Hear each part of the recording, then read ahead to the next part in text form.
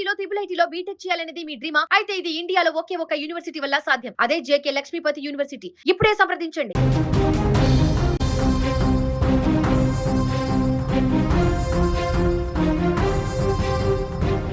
పశ్చిమ బెంగాల్ రాజకీయాలలో ఊహించినటువంటి ఒక షాకింగ్ ఘటన చోటు చేసుకుంది.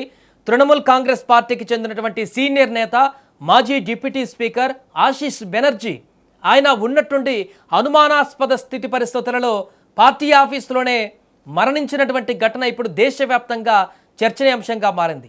5 సార్లు ఎమ్మెల్యేగా గెలిచినటువంటి ఒక సీనియర్ పొలిటికల్ లీడర్ ఏకంగా పార్టీ ఆఫీసులోనే తనంతట తాను అక్కడ బలవన్మరణానికి పాల్పడినట్టుగా కనిపిస్తున్నటువంటి ఈ యొక్క దృశ్యము ఒక్కసారిగా తీవ్ర సంచలనం రేపుతోంది.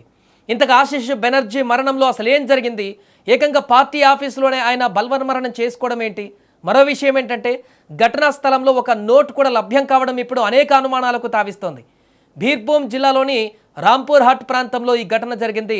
తన నివాసానికి సమీపంలో ఉన్న టీఎంసీ పార్టీ ఆఫీసులో ఆశీష్ బెనర్జీ ఉరివేసుకున్న స్థితిలో కనిపించినట్లు పోలీసులు తెలిపారు.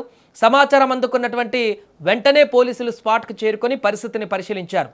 అనంతరం మృతదేహాన్ని పోస్టుమార్టం కోసం ఆసుపత్రికి తరలించారు. ఈ కేసులో మరొక కీలక అంశం ఘటనా స్థలిలో ఒక లేఖ కూడా లభించినట్టుగా తెలుస్తోంది. ప్రస్తుతం ఆ నోట్ను ఫోరెన్సిక్ పరీక్షకు పంపించినట్టుగా తెలుస్తుంది. ఆశీష్ బెనర్జీ రాజకీయ జీవితాన్ని పరిశీలిస్తే ఆయన సాధారణ నాయకుడు కాదు. రాంపూర్ హాట్ నియోజకవర్గం నుంచి 5 సార్లు ఎమ్మెల్యేగా గెలిచి ఆయన సత్తా చాటారు. టీఎంసీ పార్టీ బలోపేతానికి ఎన్నో సంవత్సరాలు పనిచేశారు కూడా.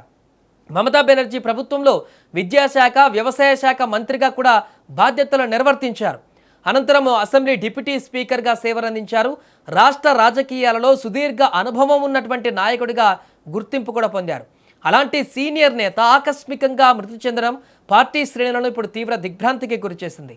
టీఎంసీ కార్యకర్తలు, స్థానిక నాయకులు పెద్ద సంఖ్యలో ఘటనా స్థలానికి చేరుకొని తమ సంతాపాన్ని వ్యక్తం చేస్తున్నారు.